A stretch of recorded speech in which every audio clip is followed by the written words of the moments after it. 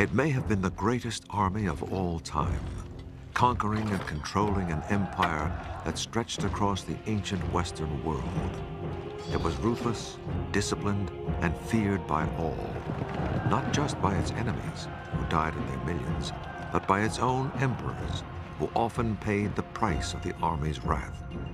And yet, these soldiers were builders as well as destroyers, helping to spread a culture that became the bedrock of Western civilization.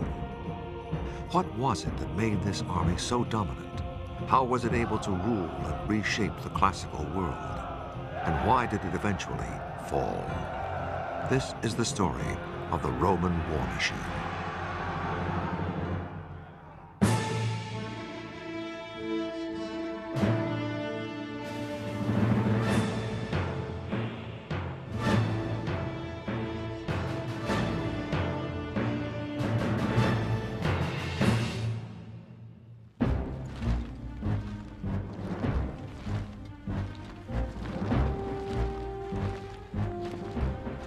In the year 55 BC, Rome's greatest general, Julius Caesar, stood on the brink of destiny. Already, the Roman army, with superior training, tactics, and determination to its rivals, had conquered nearly all the Mediterranean region. Caesar himself had already conquered Gaul, what is now France and Belgium. And he had even bigger victories in mind. Before long, Caesar would use his army to march on Rome itself and change history forever. But first, he planned to invade a distant and mysterious island, an island known as Britain.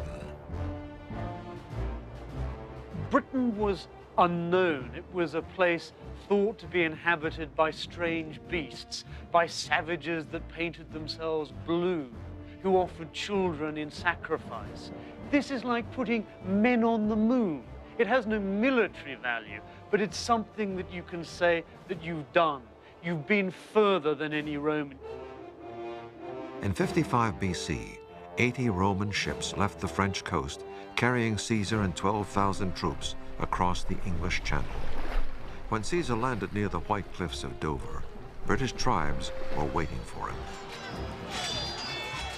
The Roman soldiers in full armor, carrying their weapons and shields, had to jump down into the water and advance onto the beach where there were thousands of Celtic warriors running around with spears and swords, chariots racing in and out of the water. It was a critical moment. Finally, he got enough troops onto the beach that they were able to push up and drive the Celts back. Caesar's army was able to penetrate only a few miles inland before a storm in the English Channel smashed Caesar's fleet, and he was forced to send for rescue ships to escape. But he returned the following year with 30,000 soldiers. The Britons fought him with hit-and-run tactics, but were no match for the legions.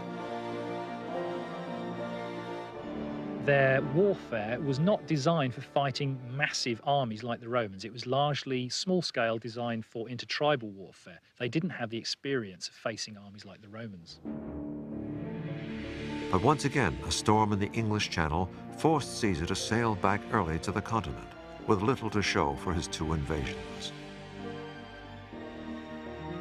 The two attacks that Caesar made on Britain in 55 and 54 BC were actually more or less military disasters. He was very lucky to escape because his fleet was twice wrecked by storms on the beaches. And in terms of success on land with his army, it wasn't his greatest moment. Caesar was anxious to leave Britain for another reason. In Gaul, now France, the tribes Caesar had conquered were planning a unified revolt. The Gauls elected a young chieftain to lead them.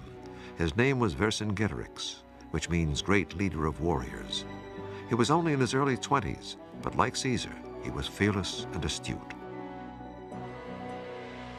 He clearly had very, very powerful strength of personality in leadership.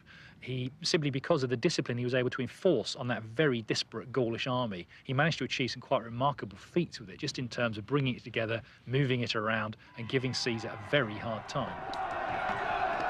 The Gauls handed Caesar his worst defeat.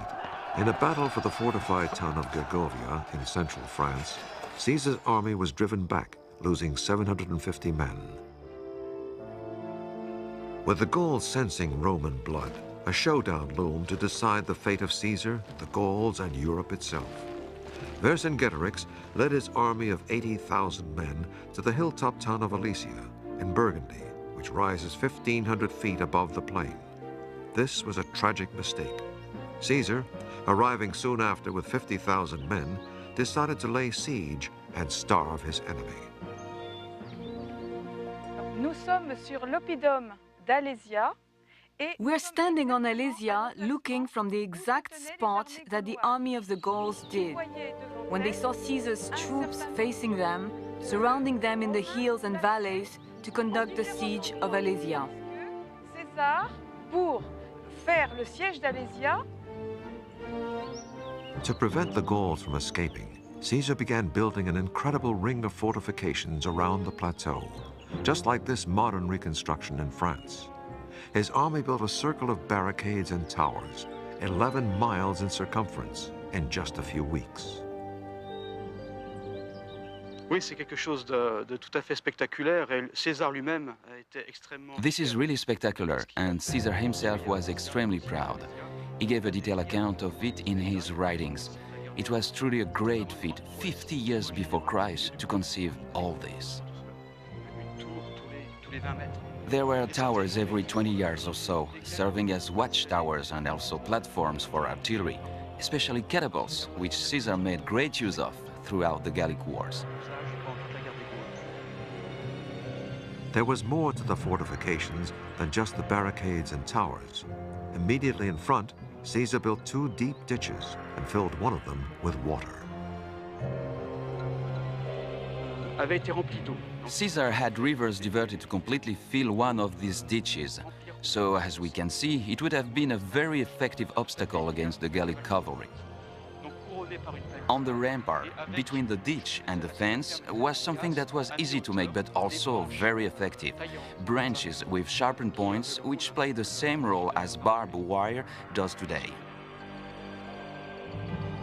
In front of the ramparts were more lines of sharpened stakes, visible above the ground. But below the ground was something far deadlier, camouflage stakes to impale onrushing enemies. It's very simple and very efficient. They dug a pit about 3 feet deep. They drove a stake into the pit with a sharp point hardened by fire. Then they covered it with branches. César described this process in detail, and we found perfect examples of it in recent excavations. All this held up tremendously the advance of the Gallic forces, while from the towers in front, the Romans were firing projectiles down onto the Gauls. The whole system was extremely effective. But no sooner had Caesar's troops built this great circle of fortifications than Caesar heard that another Gallic army was approaching to try to break the siege. The Romans had to build a second ring of fortifications around the outside of the first one to protect against the second enemy. Caesar's men camped between the 2 rings. They completed their siege works just in time. The Gallic reinforcements soon arrived and attacked the outer ring of defenses. et on dit que César a dû intervenir lui-même. Caesar wrote that he had to lead the defense himself. He could be recognized by his striking red cape. He came from his camp to galvanize his regiments. When Caesar tells us something like this, it means he had a huge problem on his hands. For 2 days, Caesar directed a fierce defense on 2 fronts against armies outside and inside. Helping Caesar lead the battle was his trusted deputy, Mark Antony.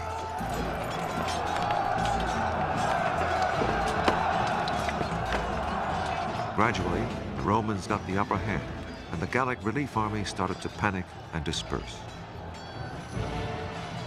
It just disintegrated in panic and ran, and his cavalry chased them into the woods.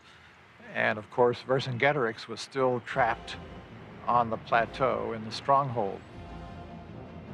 Vercingetorix and his men had no food left, and there were reports of cannibalism. Vercingetorix sent word of his surrender to Caesar, then rode out to appear before him and sat at Caesar's feet. He was led away and sent to Rome as a prisoner, where 6 years later, during Caesar's victory celebration, he was ritually strangled.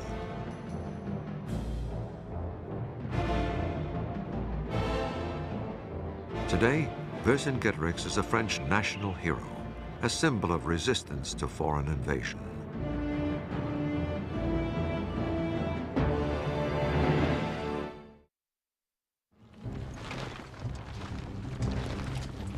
By 50 BC, Caesar's campaigns in Western Europe had lasted 9 years, leaving Caesar wealthy and in charge of a dedicated, battle-hardened army. His next great target would be none other than Rome itself, and his former partner in the ruling triumvirate, the general Pompey the Great, would be his enemy.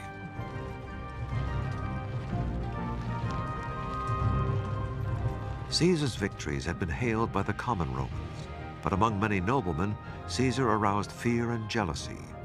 He stood as a threat to their own ambitions to control the empire and its wealth. The consequences were almost inevitable.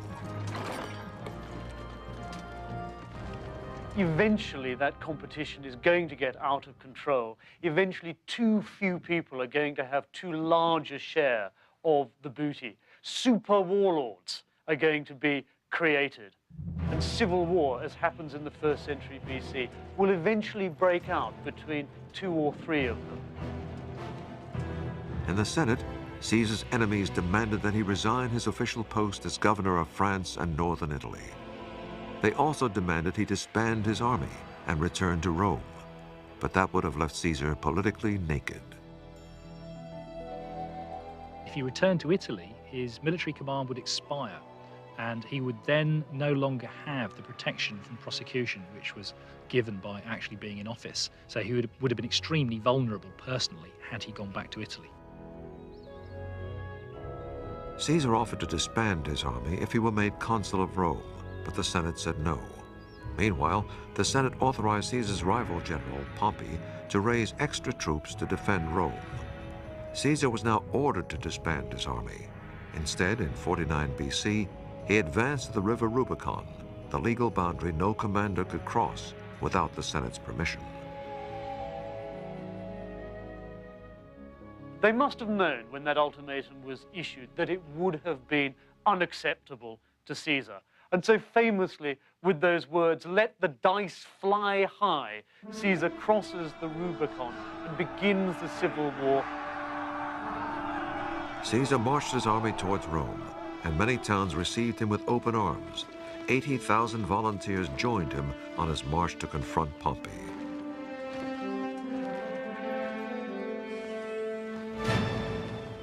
By the time Caesar reached Rome, Pompey's army and his supporters in the Senate had fled for the Balkans to give themselves time to regroup.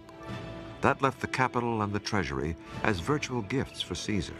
But the civil war was only just beginning. Pompey had other legions in France and Spain, and Caesar quickly headed west to fight them. As a result of his conquest, Caesar was able to forge this very, very effective battle-hardened army which could cope with any other army that it had to face, including other Roman legions in civil war. In Spain and France, there was little fighting. Caesar easily outmaneuvered his opponents, and many of them switched and joined his side. Every Roman town in the provinces was also a potential target, and any town that opposed Caesar came to regret it. High above the suburbs of Marseille in southern France sits the ancient village of La Cloche, which helped supply Pompey's army. So Caesar ordered the town destroyed.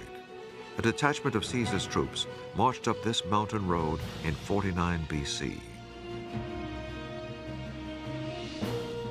Ici, nous sommes sur la voie d'entrée, la voie qui vient de là-bas, qui va... Here we are on the entrance road, which leads up to where the town gate stood.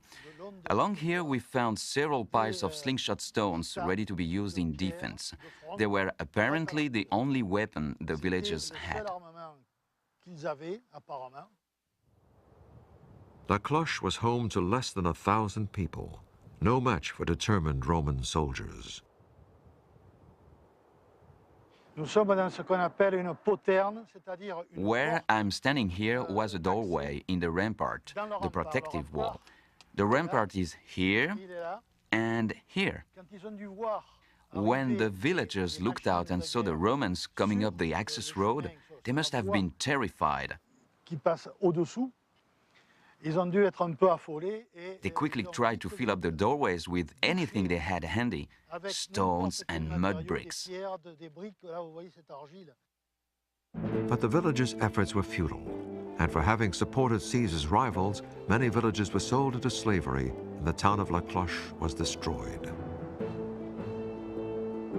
Ils ont rasé tout ce qu'il y avait au-dessus pour They combler la leveled all the citerne, buildings pour and used the éviter stones que to les fill gens up the water well so no survivants one could live here reviennent again. habiter le site. Pendant, The site was completely forgotten about for the next 500 years. It wasn't until the 5th century AD that the site was partially inhabited again, probably by shepherds. Par des bergers. After his easy victories in the west, Caesar returned to Rome, but the decisive battles were still ahead of him. He knew he had to defeat Pompey head-on to win control of the Roman state, and he led his army east towards the Balkans, where legion would meet legion. Roman civil wars were often exceedingly bloody affairs because both sides were using the same tactics against the other, so casualties could often be pretty massive. And of course, as in any civil war, the psychological stresses of that must have been very difficult for the troops. Because all legions had the same strict training, Roman civil wars were usually decided by generalship, and here Caesar had the advantage. Pompey was aging, he was not as decisive. Caesar moved his troops more quickly and was also quite good at deceiving his enemies as to his intentions. After a first indecisive battle, the two Roman armies clashed in 48 BC at Pharsalus, north of Athens. Caesar correctly guessed Pompey's tactics, got the better of the battle, and forced Pompey's army to surrender. I think Caesar wins the civil war for two reasons. Firstly, because his side is more unified than the opposition under Pompey. The second reason people don't like to talk about, but I think it's important, we have to admit that Caesar, throughout the campaigns against Pompey, had a series of pieces of good luck. Pharsalus was a piece of good luck, picking Pompey's tactics and strengthening that wing of his army to respond to them. It could have gone differently. Pompey himself escaped to Egypt, but his former ally, the young pharaoh Ptolemy, had him killed on arrival. Pompey's head was presented to Caesar, who arrived 3 days later. Caesar reportedly wept, but realized through his tears that he was now the indisputable master of Rome. He came to an Egypt that was itself immersed in a power struggle. Young Ptolemy was fighting for the pharaoh's throne with his sister, 21-year-old Cleopatra. She set out to win Caesar's help in her battle and introduced herself in dramatic fashion, smuggling herself into Caesar's presence in a rolled-up carpet, then suddenly revealing herself to him. She was said to have a seductive voice and a kind of vitality and vivacity that was extremely attractive. Her seduction worked. Caesar used his army to help install Cleopatra as sole ruler of Egypt under Rome's control.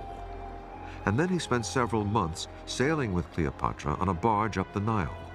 He claimed he was safeguarding Rome's interests. Egypt was vital if Caesar was to contain control of Rome and of the Eastern Mediterranean. Cleopatra, too, was looking to retain her position as Queen of Egypt. A wonderful coalition of the political and romantic. When Caesar finally returned to Rome, his victory procession was perhaps the greatest the capital had ever seen. That night, Caesar treated some 200,000 citizens to a huge banquet.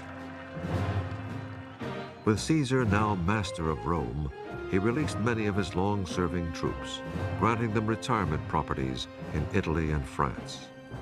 But before very long, they would be called back into service to avenge their murdered general.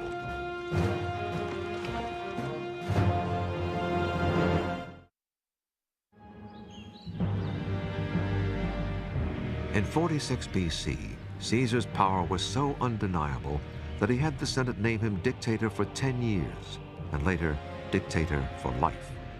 But many Romans, with their republican tradition, abhorred this move, and jealousy among his rivals reached fever pitch.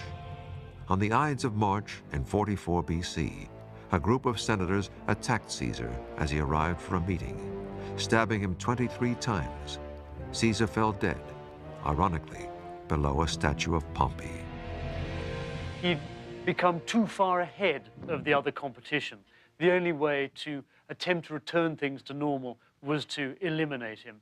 In the years before his assassination, he'd begun to assume some of the attitude, some of the regalia, some of the titles of the Roman gods. He was murdered, in a sense, to show that he wasn't a god, in a last-ditch attempt to return the Roman state to a republic. Caesar's murder opened the door to more civil war. On one side were Caesar's assassins and their supporters. On the other, those loyal to Caesar, including his designated heir, Octavian, and Caesar's deputy, Mark Antony.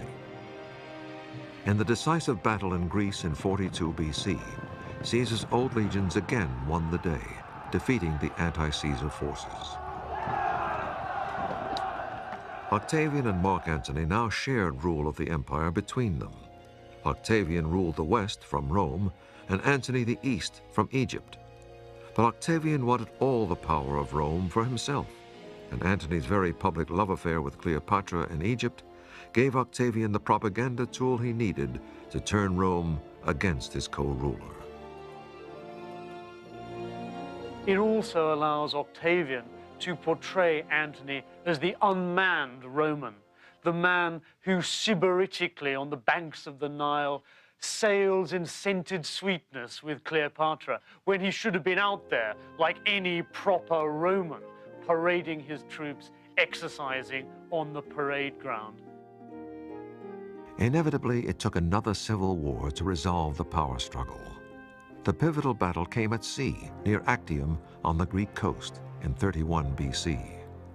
Most of Antony and Cleopatra's fleet was sunk, and Antony's land legions began defecting. Antony and Cleopatra themselves escaped, but fearing their treatment by Octavian, they both committed suicide.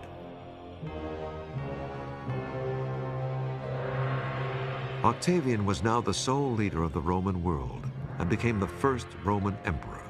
He took the name Augustus, meaning the revered one, and also used his adopted name Caesar.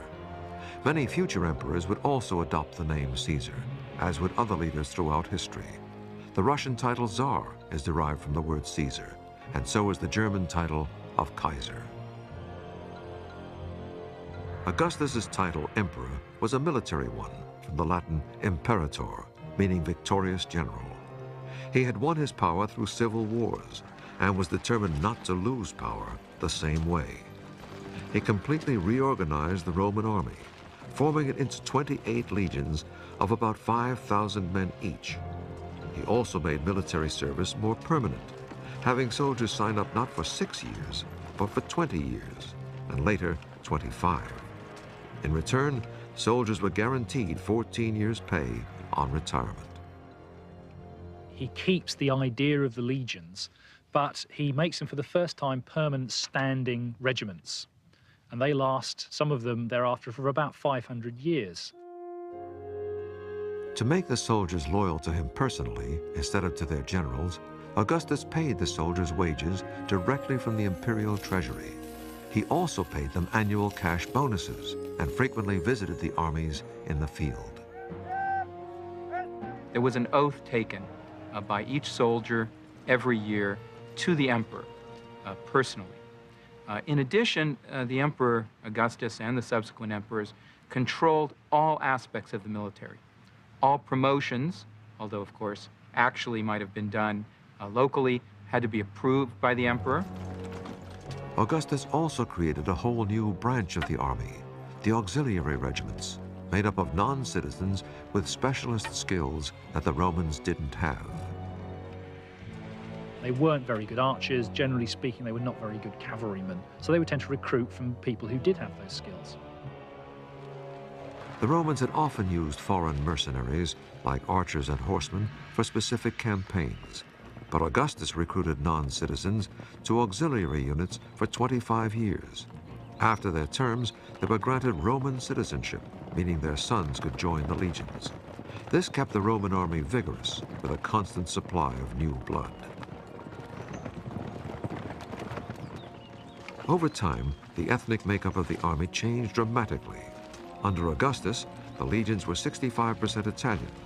But a century later, the Italian proportion was less than 1%. However, that didn't change the discipline and nature of the army. Many of its officers are still coming out from Italy. There's a strong continuity, but it also draws on the strengths and the abilities of all of those provincial peoples who were themselves becoming Romans. They were acquiring Roman citizenship. So it's still very much a Roman army, but it's Rome that's changing. Another change Augustus brought in was the abolition of marriage for any soldier under the rank of centurion. Soldiers, he reasoned, were more efficient if they were wedded to discipline rather than wives. There's a brutal side to this. Augustus is making sure, by disconnecting his armies with the local population, that those armies will be prepared to put those people to the sword if that's necessary. But in reality, this rule didn't work. Many soldiers kept common law wives and children in nearby towns, which was tolerated because the sons made good recruits. Sometimes on the frontiers, families lived inside the forts, as evidence is shown at Vindolanda Fort in northern England. You've got the women folk, the married soldiers. Some of them are certainly living inside the barrack buildings. I mean, in the early barrack building we looked at, there was quite a lot of women's footwear, babies' footwear, and so on. And it would appear that, as in later armies, a number of rooms in the barrack buildings were allocated to married soldiers. Augustus kept his legions busy, gradually expanding the empire. But expansion could exact a heavy price, as Augustus found when he tried to conquer Germany. The Romans had built 50 forts along the Rhine, including one reconstructed here at Xanten in Germany, as bases for their campaign. By around 7 AD, the Romans controlled Germany right up to the Elbe River, and Augustus put a man, better known as an administrator than a general, in charge of Roman operations in Germany. He was Quinctilius Varus, the husband of Augustus's grandniece, and he was given command of the 5 legions in Germany. But German tribes were planning a revolt. The leader of the Germans was Arminius, who once fought with the Romans as an auxiliary and knew their tactics. The Romans still trusted him as an ally, which made him the perfect person to set a trap. In 9 AD, he persuaded Varus to lead his army into this forest in northern Germany on the pretext of quelling a local uprising. The other side put on a very convincing story, you know. They said, look, there's trouble going on. I think you should intervene, and this is the best route to go. And they took him through marshy, very difficult country, and the Germans just prepared a fantastic ambush, and that was it. Varus, disregarding warnings of a plot, led 3 entire legions plus their camp followers, some 30,000 people, into the Teutoburg forest. Most of them would never come out.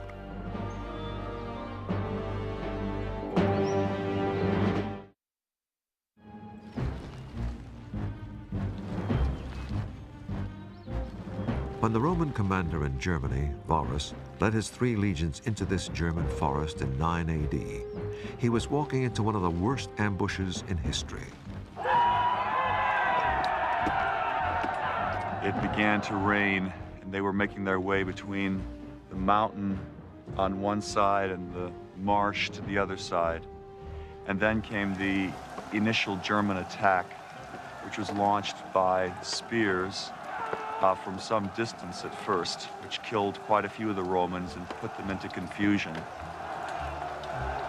The German warrior Arminius had caught the legions at their most vulnerable, hemmed in unable to use the tactics and discipline that made them so powerful on open fields. Imagine the scene in this forest 2,000 years ago with the Romans trapped here in the pouring rain, the pandemonium, the wagons overturning, the cavalry horses stampeding, the Roman women and children crying and shrieking as they died.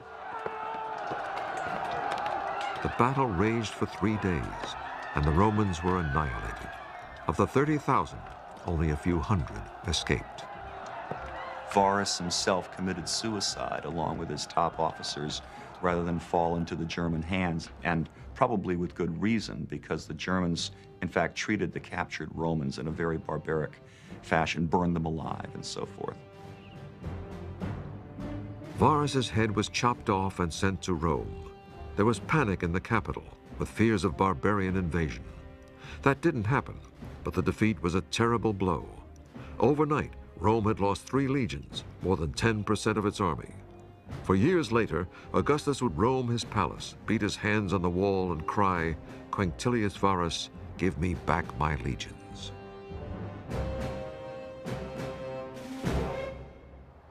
The exact battle site was then lost to history until 1987, when an archaeologist, using a metal detector like this one, found dozens of buried Roman coins here. None of the coins was dated later than 9 AD, meaning they were almost certainly carried by Varus's legions. Also uncovered were medical instruments that fell idle during the massacre in the forest, and a cavalry mask that bore silent witness to the slaughter 2,000 years ago. Rome's expansion plans east of the Rhine were put on hold. In fact, when Augustus was dying in 14 AD, he urged his successors not to try expanding the empire any further. But the Romans had become too fond of conquest to heed that advice. One of the next major targets was Britain. Julius Caesar had made 2 brief invasions there a century earlier without much success. But in 43 AD, the Roman army invaded in earnest. The emperor, Claudius, was a civilian intellectual who needed a military conquest to win credibility with his soldiers.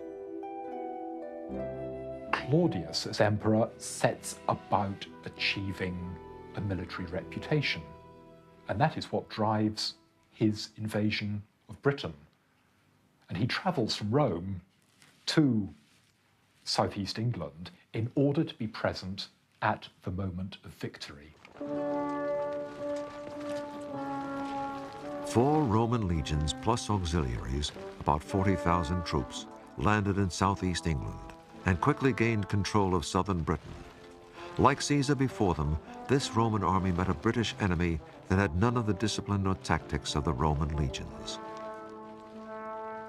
They're men who like to show off the size of their biceps and drink a lot and get into fights personally, but it's about individual combat.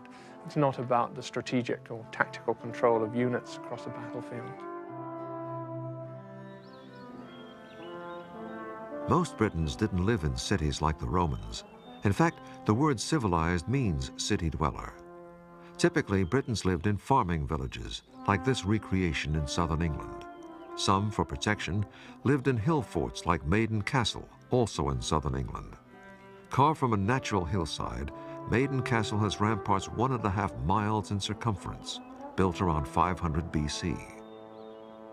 They were, as much as anything, concerned not only to defend themselves against their enemies, but to impress those other communities and indeed themselves with their own power. But their power did not impress the Roman army very much. In 43 AD, a Roman regiment stormed villages and hill forts, including Maiden Castle. Against the might of the Romans, the British defenders had little more than slingshots. Earthworks like this would not really have been a problem for the Romans. They would have been able to attack and break into an enclosure like this, probably, I would imagine, within no more than a day or so, using artillery burning the gates.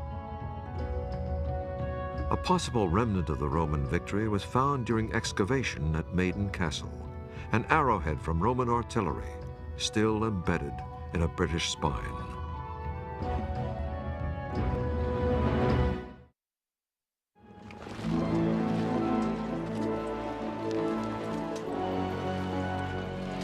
As the Romans advanced in their conquest of Britain, they sometimes met fierce resistance, but usually won without heavy losses. But one British commander pushed the Romans to the edge of disaster, and that commander was a woman.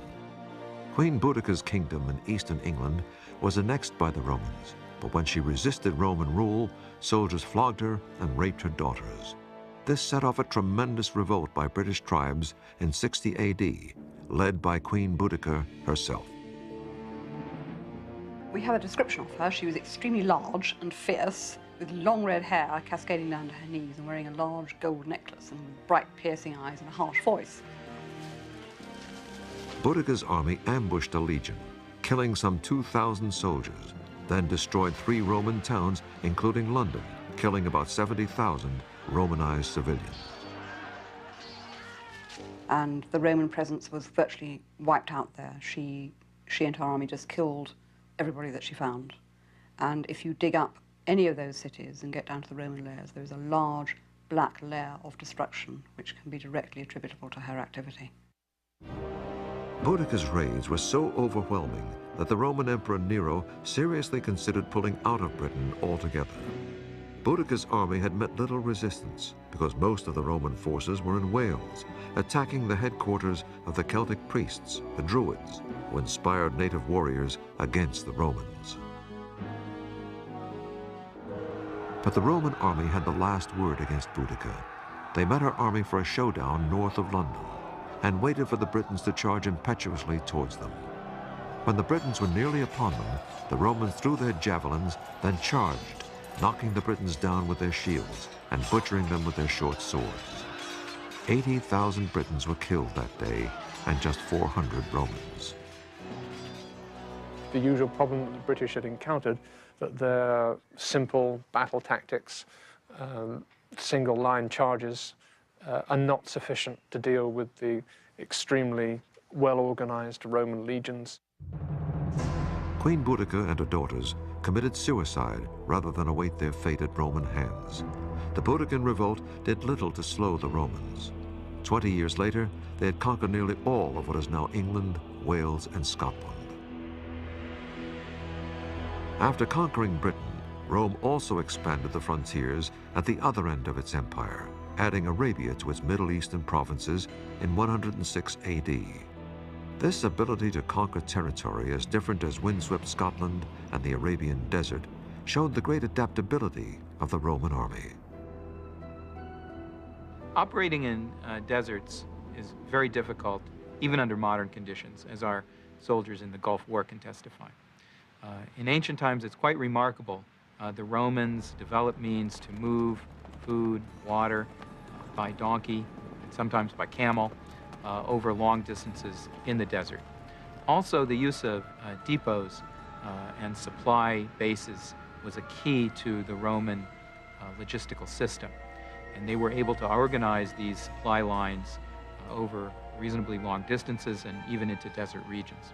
One of the ways the Romans defeated these peoples, such as the Numidians or the Arabs, was by using local soldiers as auxiliaries. So they would use Numidian troops, use Arab troops in order to defeat these peoples themselves. Rome's empire in the Middle East included ancient civilizations, not just Egypt, but also Jerusalem and the rest of what is now Israel. And further east, the great trading city of Petra in Jordan, whose awe-inspiring tombs were carved directly from the rock. As the Roman army continued to expand the empire, the legions became more and more aware of their political power at home. The legions were so powerful that they often decided who the next emperor would be, by force if necessary. The army was absolutely crucial in determining who sat on the throne at Rome. Officially, Rome was a sort of a constitutional monarchy in which the emperor was approved by the Senate. But in reality, unless he had the backing of the soldiers, the loyalty of the soldiers, he was not going to last very long. The soldiers with the best chance to determine the emperor were the ones who guarded him, the Praetorian Guard in Rome. Their first taste of creating an emperor came when several of them murdered the infamous Caligula in 41 AD, then quickly installed his uncle Claudius as ruler. The Praetorian Guard really enjoyed their nice cushy lifestyle in Rome. They needed an emperor to guard, so they dragged poor old Uncle Claudius, who was a rather obscure member of the imperial family, out of the palace. He thought they were going to kill him, but in fact they carried him off to their camp and made him emperor. Legions stationed far from Rome also had huge political power. After the suicide of the Emperor Nero in 68 AD, legions throughout the empire literally fought each other to install their favorite commander in the top job. Many senior generals themselves, being senators, could well have a claim to power, and they were not at all averse to actually using their soldiers to that end. We tend to think of emperors lying sybaritically on couches in the middle of Rome, but actually most of them have fought and fought hard with armies on the frontiers. Being associated with an army, having military experience, is key to anyone who wishes to be a successful emperor. Any emperor who ignored his relationship with the army did so at his peril. And this was, I reckon, the biggest mistake by Nero, for example. Things were going so well for the most part under Nero's reign. He could have a good time, and he neglected to go to the legions. Had he but realized it, if he'd gone to the legions, first of all, they would have all stayed loyal, but secondly, he would have realized how loyal they were. As it was, when one or two started rebelling, he threw in the towel straight away. It was totally unnecessary. Emperors were firm believers that when it came to the army, loyalty could be bought. Augustus paid soldiers annual bonuses from his own pocket, and Claudius granted the Praetorian Guards 5 years' pay to keep them happy. In the 2nd century, the Emperor Marcus Aurelius reportedly so depleted the treasury by bribing the guards that he had to auction off the palace valuables and his wife's clothes. The greed of the Praetorian Guards reached a peak in 193 AD, when they murdered the Emperor Pertinax, then held a public auction between 2 noblemen to see who would bid the highest for the crown.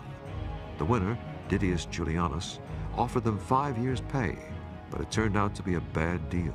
A few months later, disgruntled frontier legions murdered him.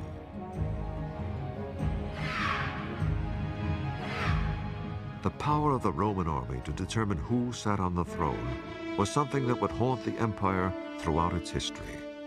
In the centuries to come, internal wars between legions wanting to win the emperor's crown for their own commanders would badly weaken the defense of the empire and make it vulnerable to decline and fall.